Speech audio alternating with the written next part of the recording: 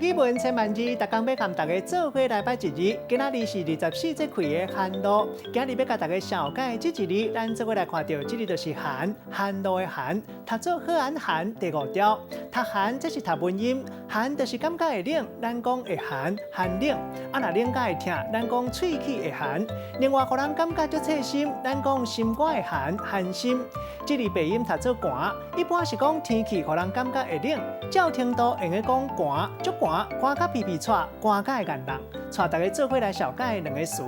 头一个读做畏寒，用个讲是因为镜头害人会惊冷，嘛个讲是因为惊吓引起会惊，像讲听鬼仔鼓害阮起畏寒。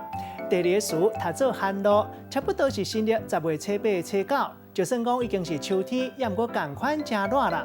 咱用一句话来举例，甲这2个词夹做伙。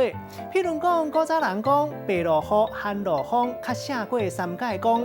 24节气白露了后，就较会落雨；到寒露，就搁较透风，拢真准。